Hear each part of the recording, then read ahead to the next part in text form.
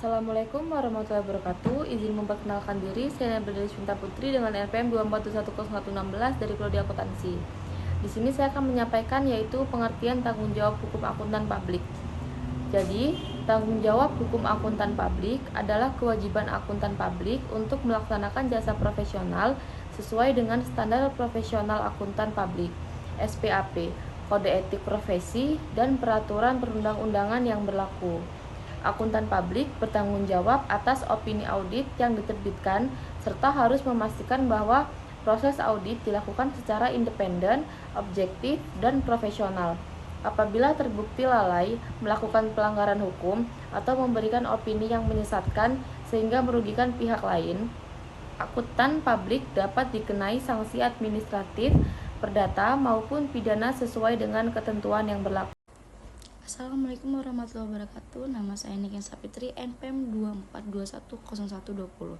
Di sini saya ingin menjelaskan tentang tuntutan hukum yang dihadapi akuntan publik. Yang pertama, profesi akuntan publik yang memiliki resiko tuntutan hukum yang tinggi. Kedua, di situ ada akuntan publik yang wajib memberikan jasa profesional sesuai SPAP, kode etik, dan memberikan pengendalian mutu. Yang ketiga itu kesalahan dalam memberikan opini audit dapat menimbulkan kerugian bagi pengguna laporan keuangan. Assalamualaikum warahmatullahi wabarakatuh. Perkenalkan, nama aku Nindi Alifatunjana dengan NPM 2410121. Pada kesempatan kali ini saya akan menjelaskan mengenai penyebab tuntutan hukum terhadap akuntan publik. Akuntan publik memiliki tanggung jawab besar dalam memberikan jasa audit dan memastikan laporan keuangan disajikan secara wajar. Apabila akuntan publik melakukan kesalahan atau kelalaian dalam menjalankan tugasnya, maka ia dapat dituntut secara hukum. Penyebab yang pertama itu tidak memenuhi kontrak dengan klien.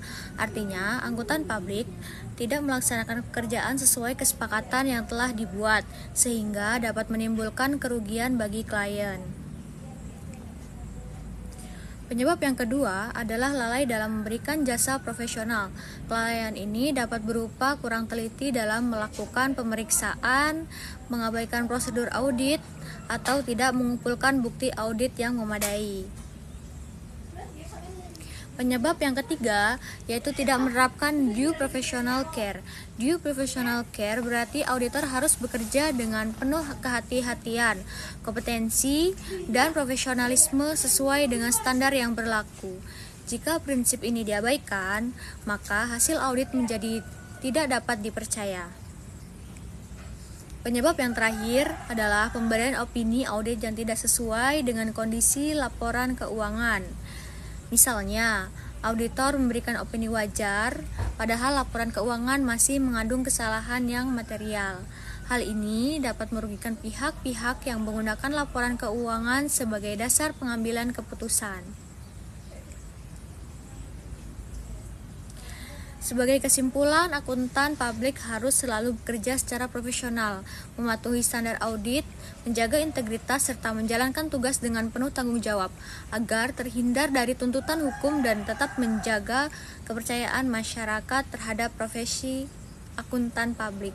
Perkenalkan, nama saya Emali Kurniawan dengan NPM 242101111. Di sini saya dari kelompok 3 ingin menjelaskan materi dari apa yang saya sudah pelajari. Materi yang saya berikan yaitu business failure, audit failure, dan audit risk. Yang pertama yaitu business failure. Apa itu? Yaitu perusahaan gagal memenuhi kewajibannya karena kondisi bisnis. Yang kedua yaitu audit failure. Auditor memberikan opini yang salah karena tidak memenuhi standar auditing. Dan yang ketiga, audit risk, yaitu risiko auditor memberikan opini wajar tanpa pengecualian, padahal laporan keuangan masih mengandung salah saji material. Assalamualaikum warahmatullahi wabarakatuh. Nama saya Nasio Karfadia, NPM 242011117. Materi selanjutnya yaitu jenis pelanggaran akuntan publik. Yang pertama, jenis pelanggaran dari akuntan publik yaitu ordinary negligence, yaitu kesalahan ringan yang tidak disengaja. Selanjutnya yaitu gross negligence atau kelalaian berat akibat tidak menerapkan kehati-hatian profesional. Selanjutnya, constructive fraud adalah auditor terlibat secara langsung maupun tidak langsung untuk membantu terjadinya fraud. Yang terakhir adalah fraud. Auditor secara sadar bekerja sama dengan manajemen untuk melakukan kecurangan. Pada slide ini terdapat 6 pihak yang dapat mengajukan tuntutan kepada akuntan publik apabila merasa dirugikan. Yang pertama, klien, yaitu pihak yang dapat menuntut apabila akuntan publik tidak memenuhi kontrak atau lalai dalam memberikan jasa audit. Yang kedua, calon investor jika mengalami kerugian karena menggunakan laporan keuangan yang telah diaudit sebagai dasar investasi. Ketiga, pengguna laporan keuangan, yaitu pihak yang dirugikan akibat opini audit yang tidak tepat. Keempat, Bapepam LK yang berwenang memberikan sanksi atas pelanggaran di pasar modal. Kelima, PPA JP, Kementerian Keuangan yang melakukan pembinaan, pengawasan, dan pemberian sanksi kepada akuntan publik.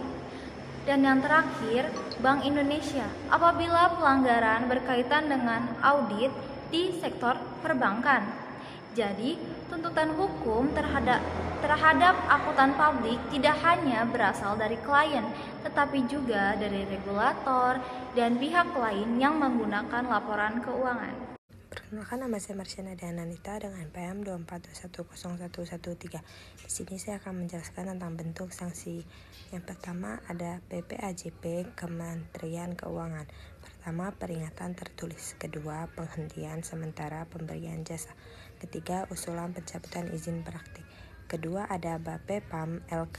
Pertama, peringatan tertulis. Kedua, larangan memberikan jasa di pasar modal. Ketiga, pihak lain dapat mengajukan gugatan ke pengadilan apabila merasa dirugikan. Perkenalkan, nama saya Natasha Arya Kavera dengan NPM 242101118. Pada kesempatan kali ini, saya akan menjelaskan materi tentang cara menghindari tuntutan hukum. Hal ini dapat dilakukan dengan berbagai macam cara. Yang pertama, contohnya adalah memilih klien yang berintegritas. Yang kedua, memilih auditor yang kompeten. Ketiga, menjaga independensi. Keempat, mematuhi SPAP dan kode etik. Kelima, memiliki sistem pengendalian mutu. Keenam, melaksanakan audit berkualitas. Ketujuh, menyusun engagement letter. Yang kedelapan, menjaga kerahasiaan data klien. Dan yang terakhir, menerapkan sikap skeptis profesional. Penjelasan singkatnya, kenapa hal ini dilakukan agar auditor atau KAP terhindar dari tuntutan hukum. Mereka harus bekerja secara jujur, profesional, dan sesuai aturan. Mulai dari memilih klien yang baik, menjaga sikap independen, mengikuti standar audit SPAP, sampai menjaga rahasia klien. Selain itu, audit harus dilakukan dengan teliti dan berkualitas supaya hasilnya dapat dipercaya dan tidak menimbulkan masalah hukum. Baik, perkenalkan, nama saya Najwa Fitri Azahra, NPM 242101119. Selanjutnya saya akan menjelaskan materi mengenai peran organisasi profesi. Organisasi profesi memiliki peran penting dalam menjaga kualitas dan profesionalisme auditor. Perannya meliputi, yang pertama, ada pendidikan profesional berkelanjutan atau PPL, yaitu meningkatkan kompetensi anggota. Yang kedua ada peer review, yaitu menilai kualitas pekerjaan auditor. Yang ketiga ada memperbarui standar audit dan kode etik, yaitu untuk menyesuaikan dengan perkembangan profesi. Yang keempat, melakukan penelitian untuk mengembangkan ilmu di bidang auditing. Selanjutnya yaitu memberikan edukasi untuk meningkatkan pemahaman masyarakat tentang laporan keuangan. Terakhir ada memberikan sanksi untuk menegakkan disiplin bagi anggota yang melanggar aturan. Setelah dari pemaparan teman-teman saya yang telah dijelaskan barusan, saya di sini akan menjelaskan mengenai kesimpulannya. Yang dimana kesimpulannya yaitu tanggung jawab hukum akuntan merupakan konsekuensi dari profesi yang dijalankan dalam memberikan jasa audit. Oleh karena itu, setiap akuntan publik wajib bekerja sesuai standar profesi akuntansi publik atau SPAP. Kode etik profesi dan ketentuan peraturan perundang-undangan yang berlaku.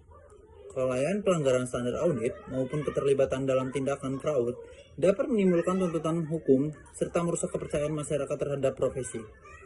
Untuk meminimalkan risiko tersebut, akuntan publik harus menjaga independensi, integritas, kompetensi, dan sikap skeptis profesional, serta melaksanakan audit secara cermat dan berkualitas. Selain itu, dukungan organisasi profesi melalui pembinaan, pengawasan, dan penegakan kode etik juga berperan penting dalam menjaga kualitas audit dan meningkatkan kepercayaan publik terhadap profesi akuntan publik. Sekian pemaparan dari kesimpulan saya akhiri. Wassalamualaikum warahmatullahi wabarakatuh.